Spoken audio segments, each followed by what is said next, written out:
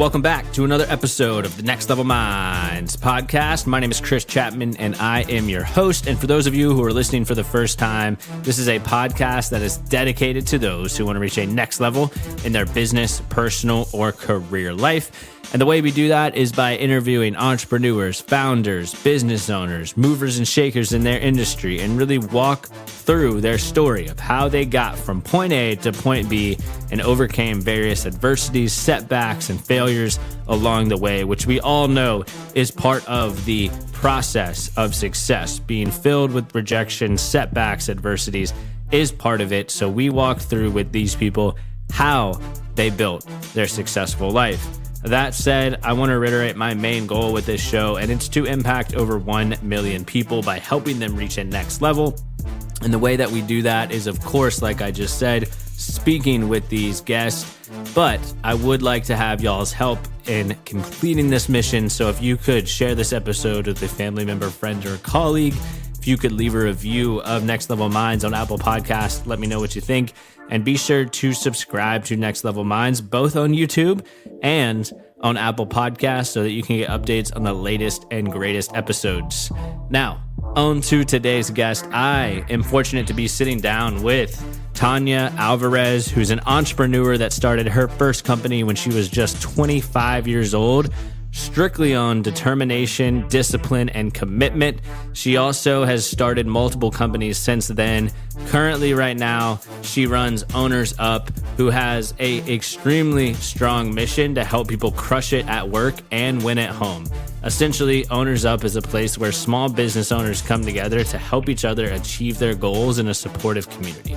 They give you software to track goals, weekly video calls, a coach that keeps you accountable, and membership with other small business owners.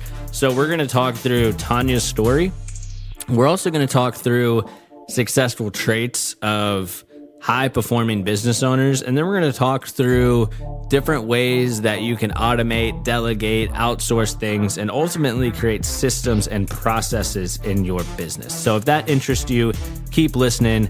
Let's go ahead and dive in to this week's episode and start speaking with this week's guest.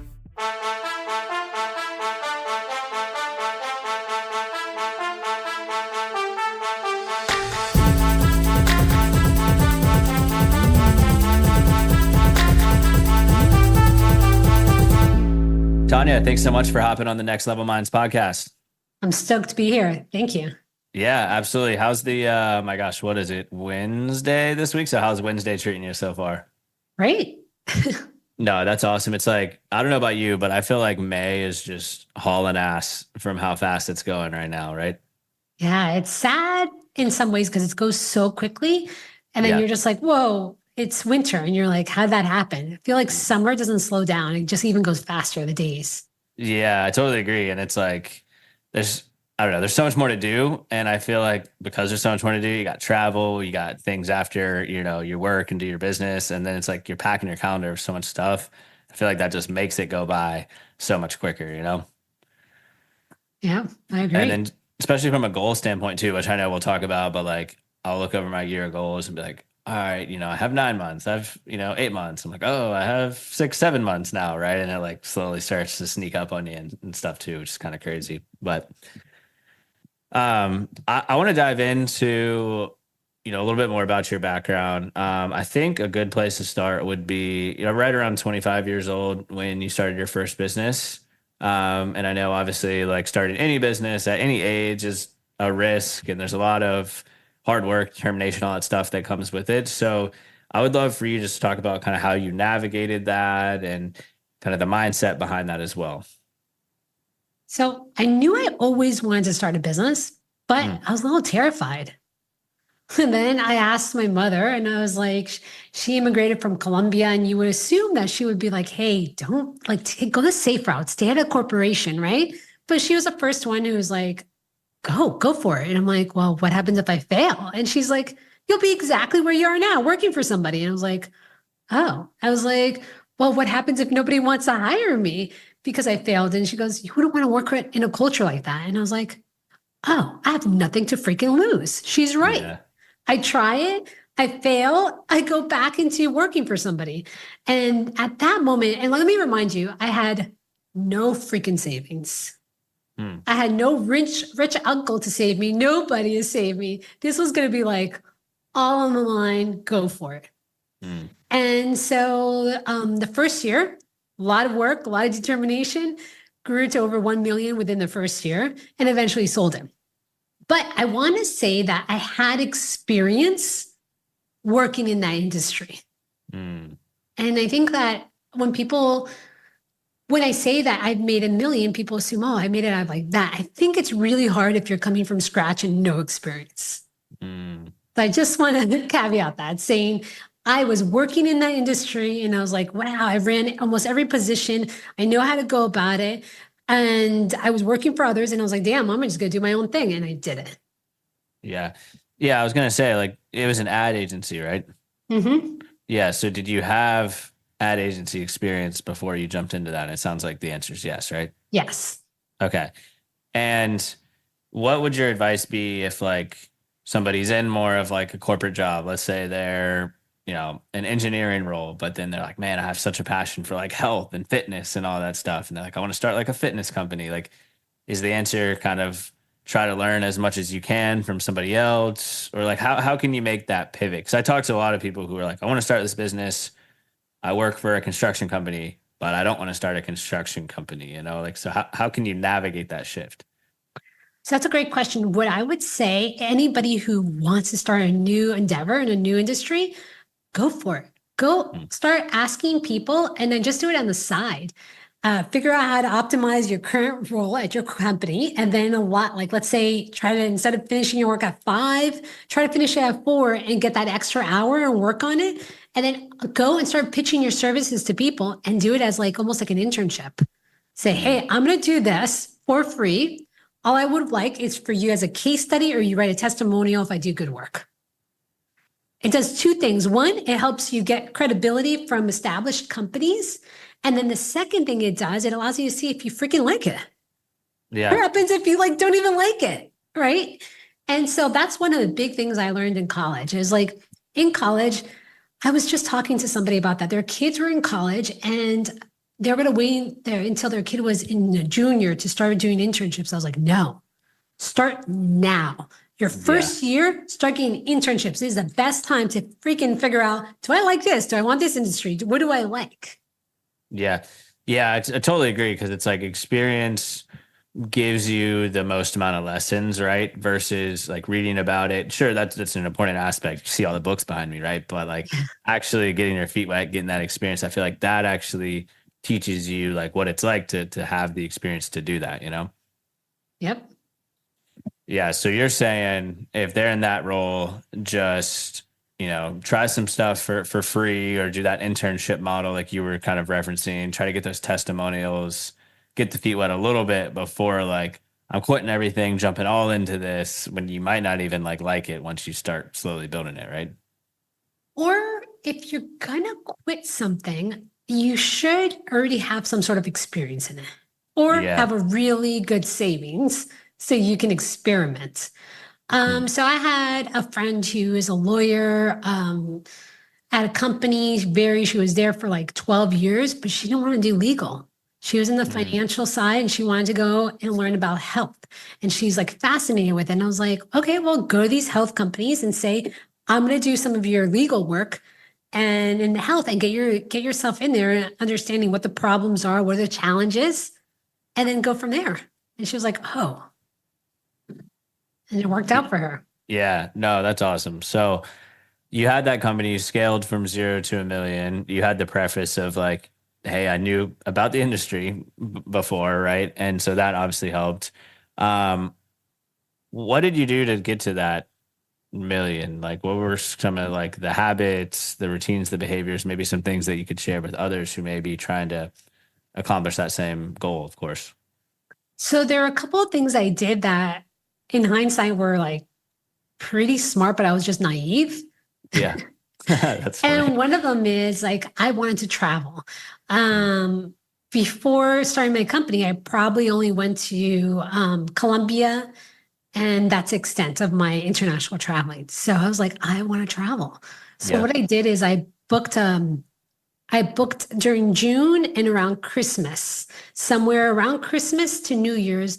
I did somewhere in Asia or somewhere far. And then I did a developing country.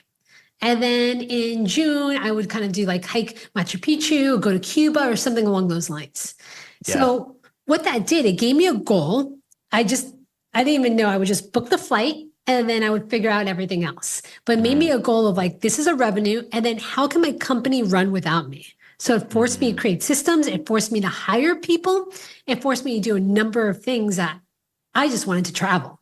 Little did I know this was helping me like figure out how to delegate, have a system and process in hand. So that's why I said in hindsight, it was amazing, but I didn't know that. I just wanted to travel.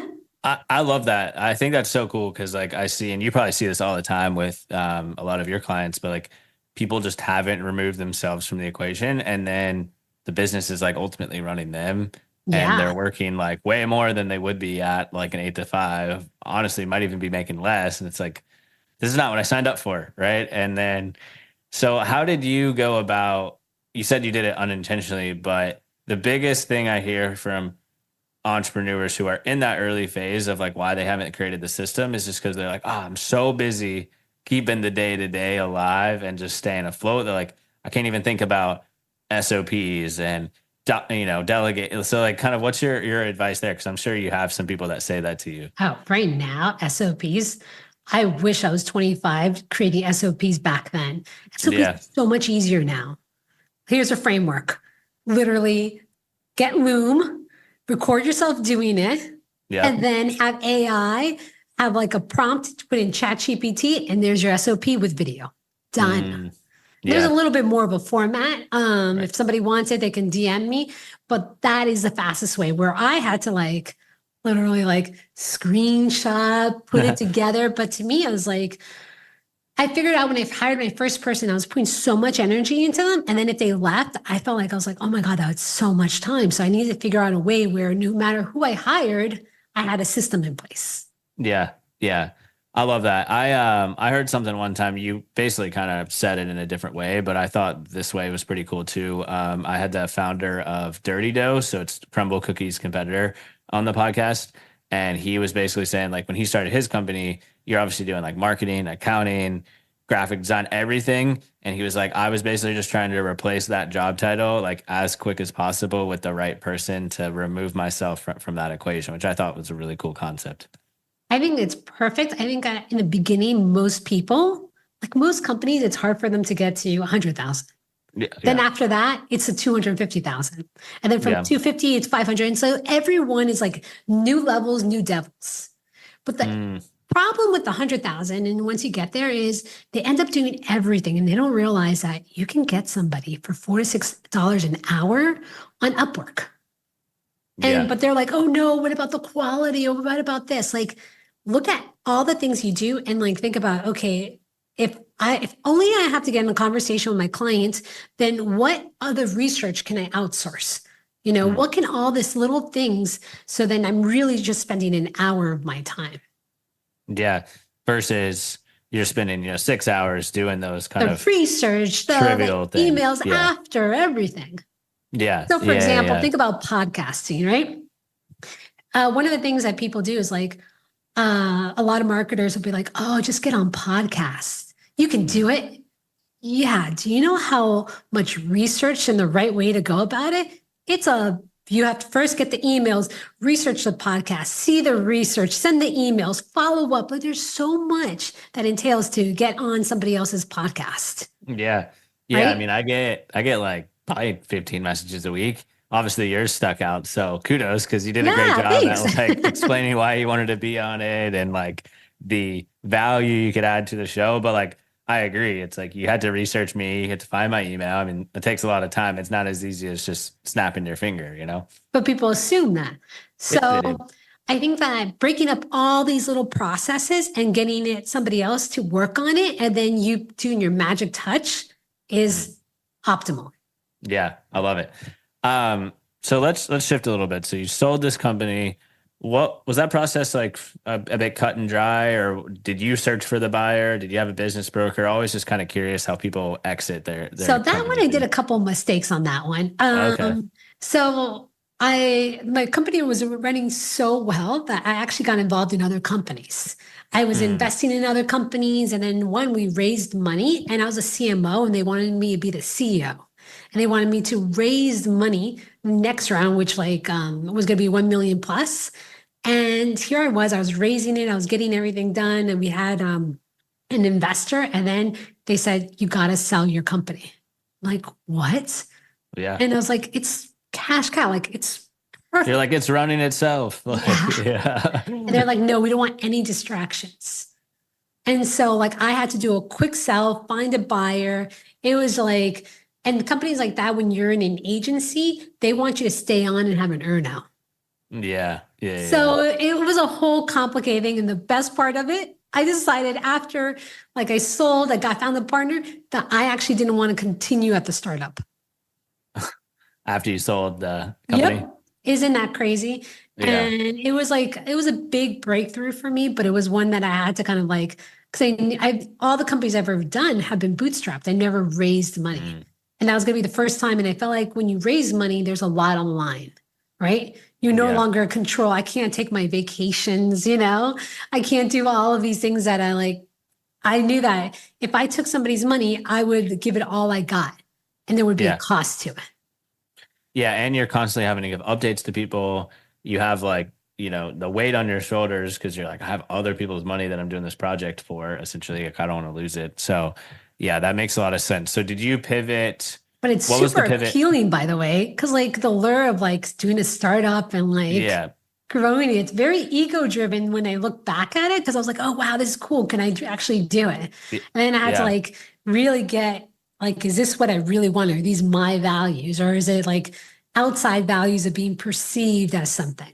As like a startup, founder, early startup individual who's like done the investing rounds, all that stuff. Yeah.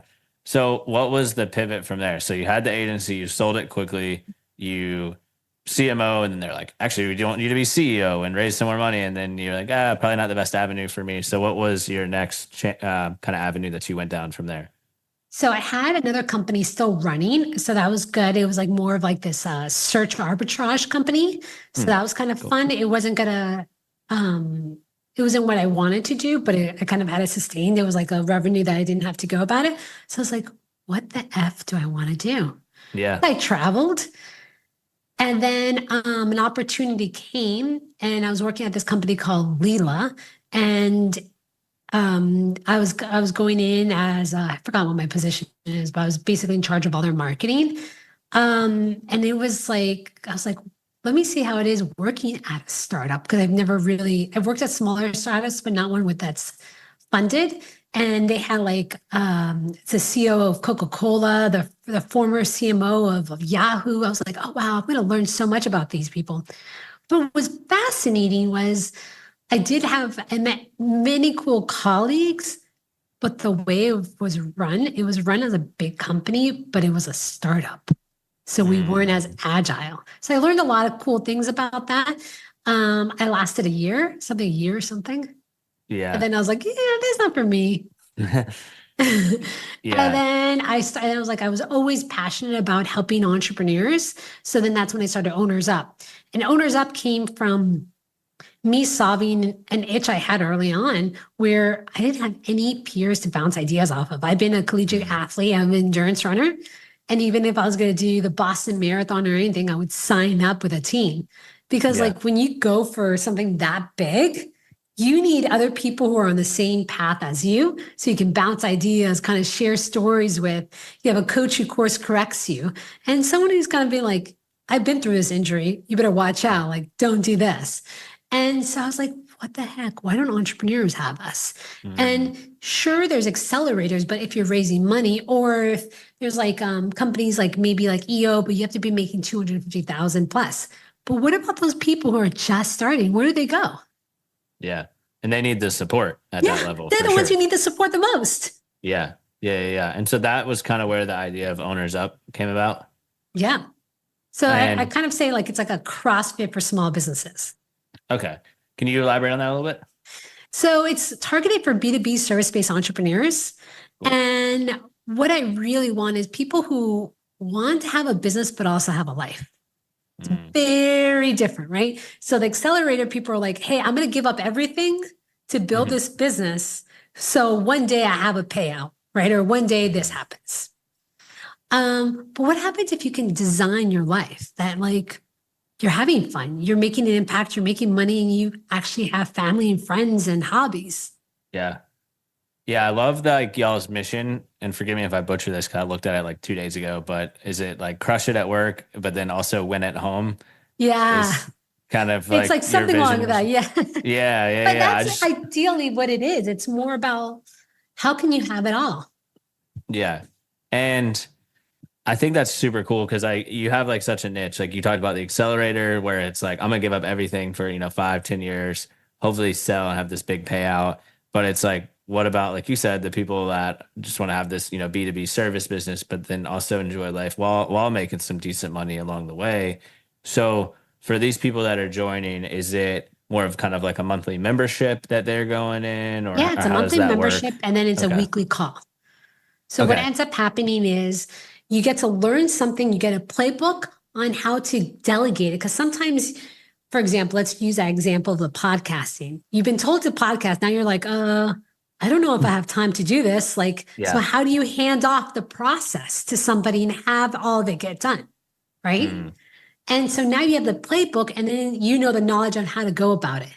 But if there's any challenges, you also break out into weekly groups where you get to actually brainstorm with peers. Because I have coached some of the people that have been amazing marketers, amazing salespeople, but guess what their biggest challenge is? They don't outsource or delegate No. or Well, that's one of them. Do it yeah. for themselves. Mm, So the yeah. best salespeople sometimes aren't really good at selling their own services. Yeah. Yeah. Yeah. Yeah. The But they're good at marketers, same thing. They're just too damn close to it. So you yeah. kind of that peer feedback is awesome. It's kind of like sometimes people question what's their unique ability or their genius. And like you might think it's something else, but the whole world sees it as something differently. Hmm. Yeah, that's a really good point. Are you these weekly calls? So are you like coaching on them, or is it just peer led where they're kind of talking throughout a variety of different topics? So it's first where I'm kind of coaching on something that's a problem, like the challenge that they have. And Yep. then we break it out. So like it's kind of like coach, hot seat, and then break out into Mm. groups.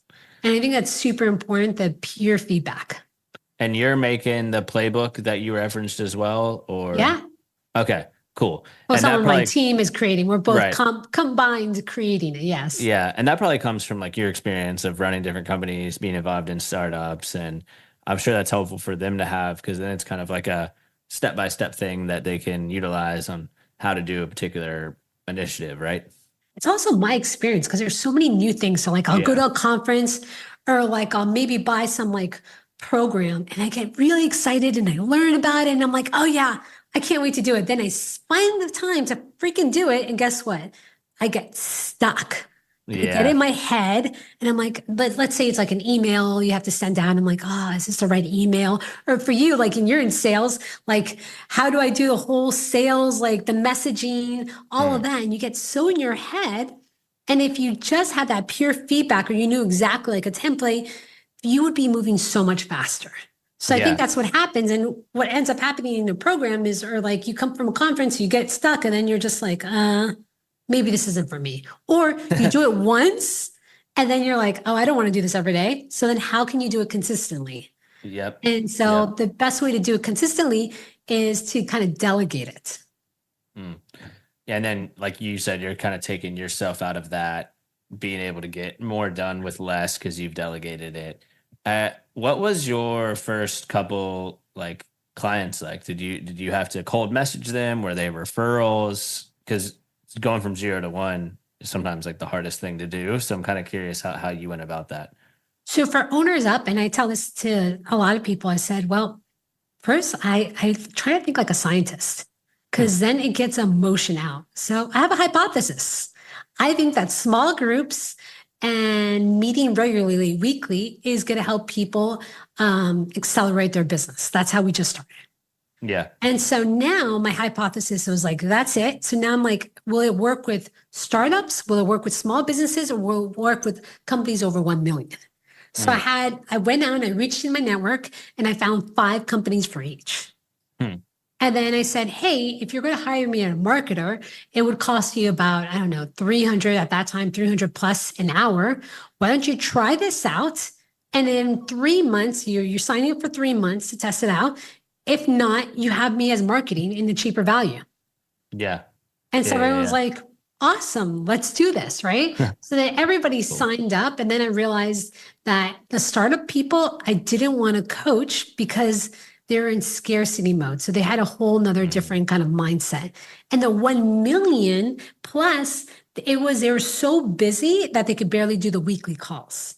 Yeah. Yeah. And they weren't getting like the value out of it. Right. So it would change the structure. So then I went with that sweet spot, which is around 100,000 to 1 million is my sweet spot. And then I move companies 1 million, but then we move them to another structure when I do that.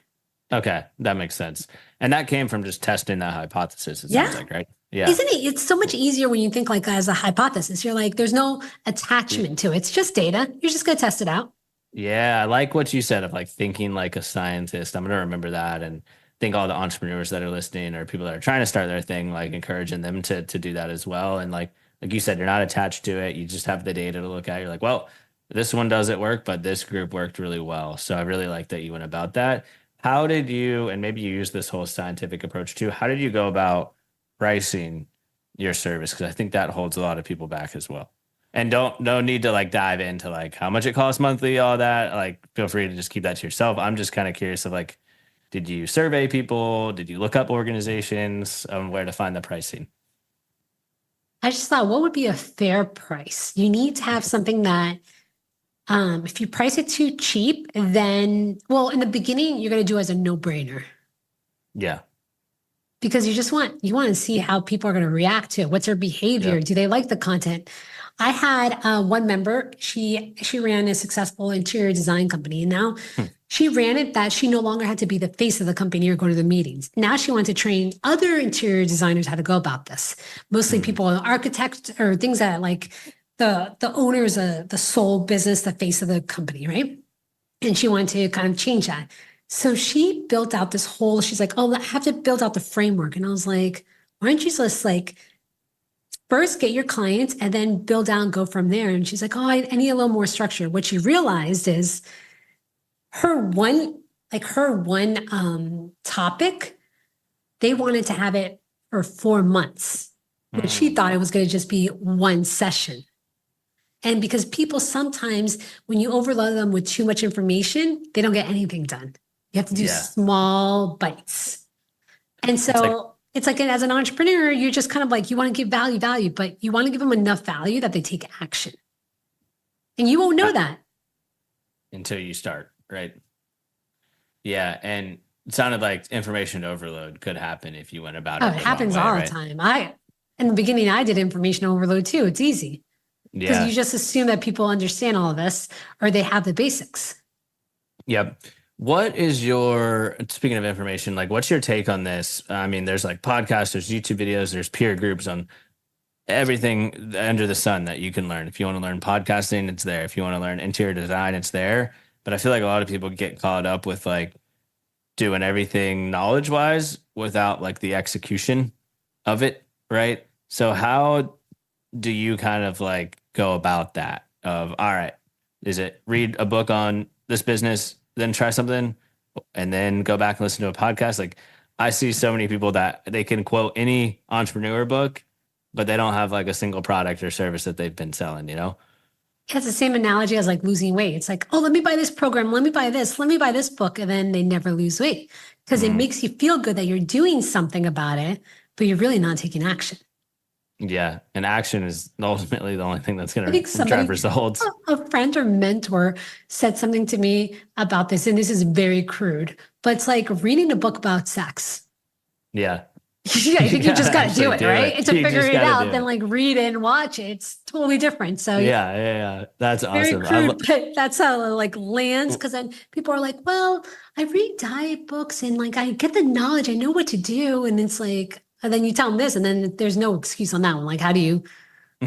Yeah, I love the crude ones too, because like you're gonna remember that, right? It's like, oh, that made me laugh, and that one kind of stuck out a little bit.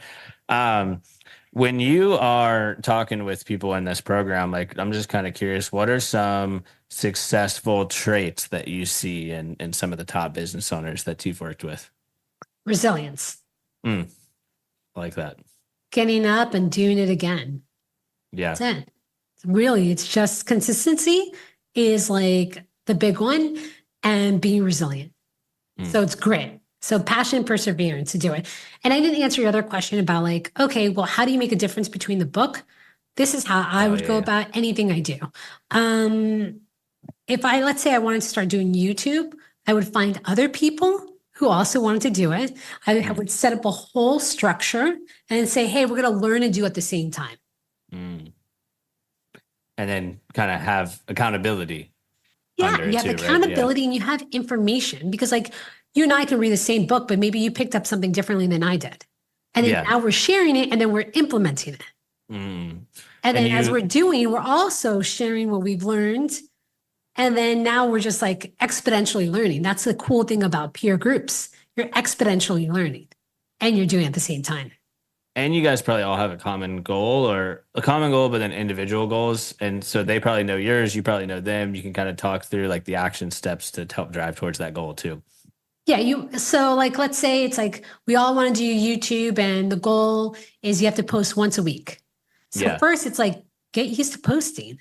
Then after that, it's kind of like, okay, well, how many views? What's the end goal? Do we want them to buy something? Do we want newsletters? Do like what it is? And then go from there. But I think that if you need to do baby steps, and I think some people try to go very quickly, too quick, right? Unless you know what you're doing, don't go quickly. Like, because you're going to get overwhelmed, or you're going to be like, oh, this is like, it's like signing up for a marathon and going and running like a half marathon when you've never done it.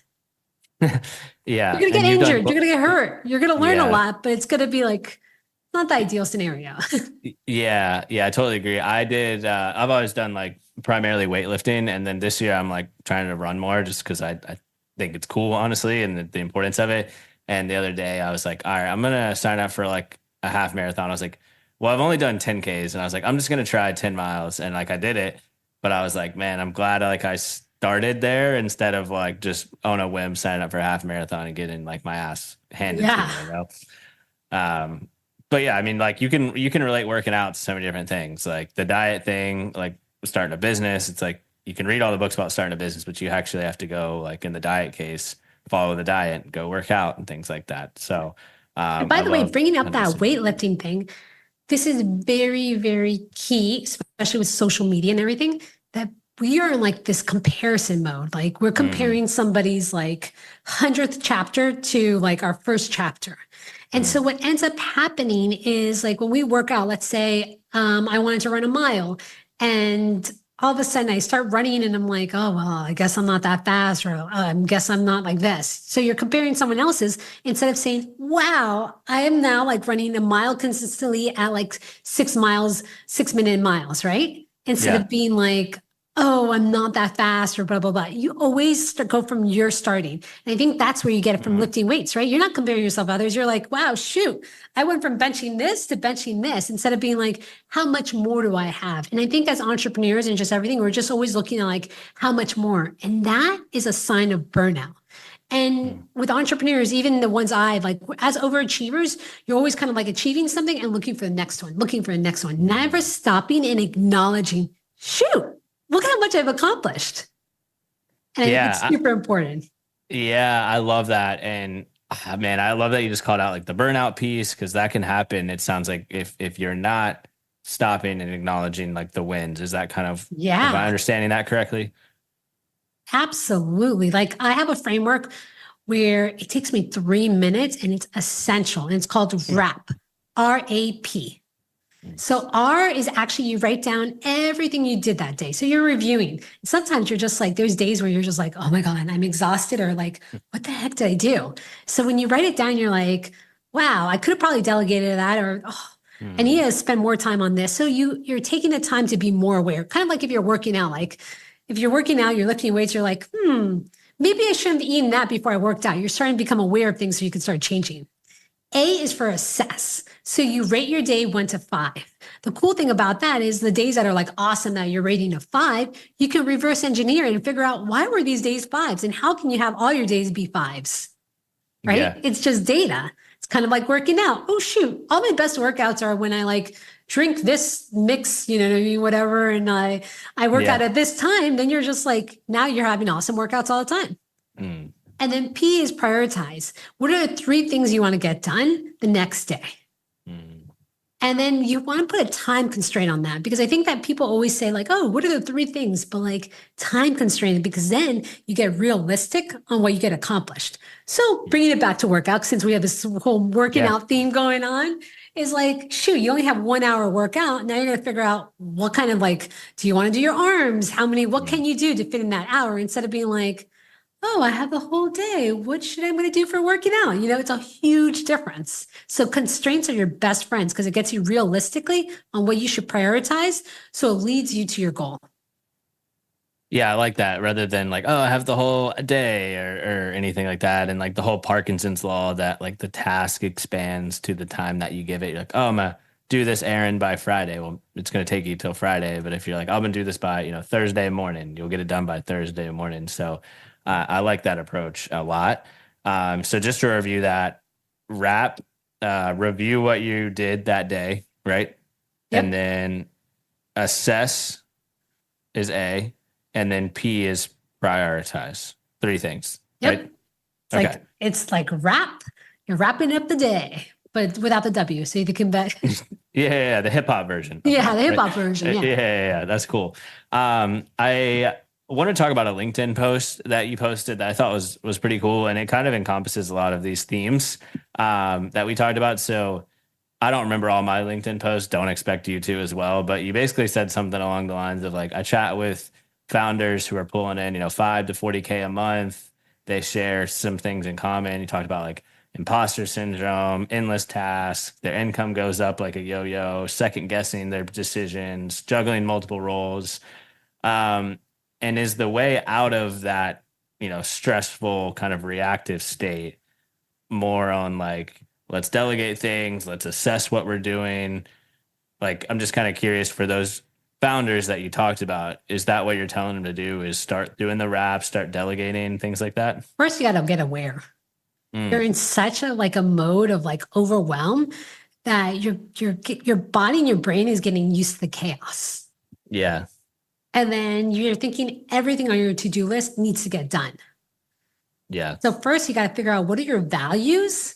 And I think it sounds so woo-woo. What are your values? But actually it's not. I used to think it was woo-woo. I was like, what do you mean my values? I integrity. Trying to make money over here. Yeah. Make up some words, right? But you start realizing, what are your values? You start seeing like, when you make decisions, is this like, so for example, when I was in performance-based marketing, my values was I really wanted to help people and impact people. So me selling some marketing a loan or something that's like gonna monopolize on poor people does not work for me, no matter how much money I'm making, right? And so that stops me in certain things, or my value of like, oh, I want to spend time with my family or travel. So that's what I'm saying, like values that help you align with your goals and your time. Now, after that, it's awareness of like, what are these habits that you're automatically default doing, right? What is it that like nowadays, like when you're bored, you pick up your phone, you're on social media, you're avoiding something, you're avoiding your task, you're avoiding your life, whatever it is. We're getting so used to this dopamine hits. So now we have to get aware of like, what's taking our attention. And why are we doing these tasks? So now that you've gotten aware, now the next thing is usually like, okay, well, what is it that you can do to get more of your time back? One, it's like really kind of seeing all your time on the calendar. And then the second one is like delegating. And delegating is a hard one because everyone feels like nobody else can do it as good as they can, or they think that they can't afford somebody who can do it. But you just touched on at the beginning, like 40 minutes ago, that it's like $6 to $7 and some things on Upwork, right? And it's just, there's of course, like if it's more specialized, but there's a lot of tasks you can get off your plate that are just small. Like you shouldn't be spending time booking anything. You should have a lot of things that are automated in your systems, Yeah. right? Do you use any like AI tools or suggest any of that? Oh yeah, I love AI. Nice. Just curious if you had any like top of mind suggestions out there for any of the listeners. So for LinkedIn, is it AI? I guess so. I like this program called Authored Up. Hmm. I like it just because the user interface is really nice. It doesn't create content, but it does help you with like thinking about formatting hooks and then structuring That's cool. things. Um, there's so many AI tools I use that it's Yeah. like secondhand. That's almost like saying like, what do you use as your calendar, your email? I'm like, wait, Google, doesn't everyone do? You know what I mean? Yeah. But Yeah, that's funny. like Do, even I guess every conversation I record. nice. So I use Fathom for that. Okay. Um, yeah, there's a bunch. I can't now. You And put that me on the helps you with spot. what, like note taking essentially, Yeah. or So what it does okay. is really cool. It like summarizes. It gets all the questions and then actions, the next Oh, steps. that's cool. I want to start using that because I'll do a lot of like sales meetings and I literally just have a template that's like notes, next steps, key actions. And I'm like, what if I could just like throw that recording in there and it was like, here you go, rather than me having to be like, wait, can you repeat what you said? All that stuff, you know? Oh, Fathom is great for that. Yeah, Then it can that's also awesome. tell you like you're talking too much or you didn't like ask the right questions. Yeah. That's funny. It's like a coach right there with you, being like, Yeah. hey, shut up for a second, let them talk, right? Hmm.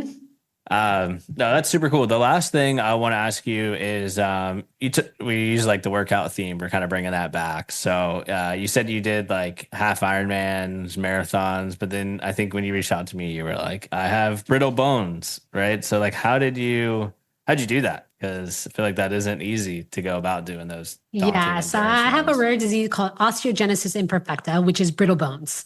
Hmm. Um, the spectrum of it, I'm like in one of the best positions. So I don't have it as much. I have broken bones, but my bones are like not as fragile as somebody like my oldest sister, who is a wheelchair user since she was young, and she's broken over 200 bones. And she gets a Wow. cold, she'll crack a rib, right? And the most extreme is when you have a baby and the baby starts breaking bones in the womb and pretty much Hmm. dies the week after or something or 2 weeks. It's very unfortunate. So it's very rare. There's actually a lot of like think of the movies called Unbreakable or something like that. I forgot what the movie, but there's something about that. Yeah. And so I found out I had it after I did a half Ironman. After Yeah. you did the half Ironman? Yeah, I What literally the had a heck? hairline fracture on my hip and I was walking to work like 1 mile. I lived in New York City. I was walking to my office. I didn't know it. And then my employees are like, dude, I've never seen you pop a pill. I was popping ibuprofen. And they've seen me do marathons. They've seen me do crazy training. And they're like, you're popping a pill. I'm like, oh, you're right. I am. And then I went to a doctor and that's where they found out everything. So I had no clue. Yeah. And then I started training, doing more of that. And I realized that it helped out. But yeah, it does take a really, it's kind of like this awesome question is like, if I knew earlier, would I have not done the things I've done? Hmm. I don't know. Yeah. Ignorance is bliss sometimes, right? It is because it's like you probably love doing those runs and like the community that you've built around it Yeah. and the feeling of accomplishment. But it's like, well, if you did know the whole time, like, would you have ever been able to experience those awesome stuff? And identity, I think of a lot of entrepreneurs go through this is that they think of themselves as just something, right? Like I'm an entrepreneur and they can't imagine doing anything else but an entrepreneur. And that's great. But if something happens and your identity's all tied into that, it takes a major like hit on your like Yeah. ego and everything. So when I couldn't call myself a runner, I was like, oh shoot, what? But then I got to experience now I'm doing a century ride in August. Hmm. It's 100 miles on a bike. Yeah. That's no easy ride either. Um, when it comes to identity, do you suggest then like tying it more into like the values and things like that rather than Yeah. I'm an entrepreneur? It's a hard lesson. I think identity is just your values, who you want. I would do different things because when you get tied up in one identity, it's hard to shift. Yeah. I like that. Thanks again for being on the show. This was super cool. I think we talked about so much stuff into one episode, like values, talked about working out, the theme there, talked about just delegation, automation. So I think a lot of the listeners are going to walk away with a ton of value. The last thing that I want to ask you is if you were at a crosswalk, let's just go throw back to New York City, because that's where you used to live. And someone at the crosswalk, when it like does the walking symbol, they're like, "Hey, I think I heard you on Chris's podcast.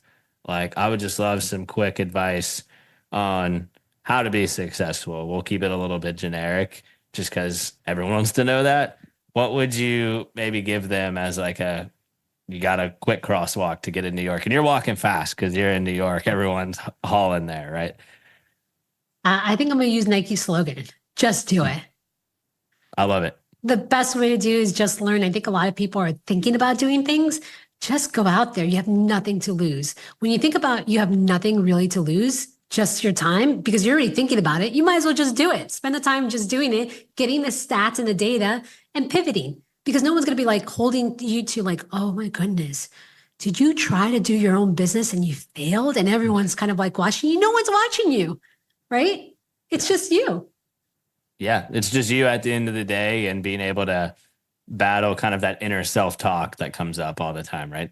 Mm-hmm. And the way to get past that is to start document all your gains, right? Starting from where you're starting, not where somebody else is starting, comparing yourself. Your starting point and the progress you've made. That's the best way.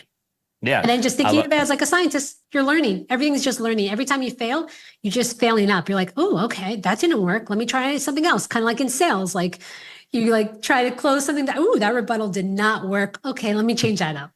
Yeah, or like, "This guy hung up on me. I'm going to not use that one again." Yeah. Right? That's funny.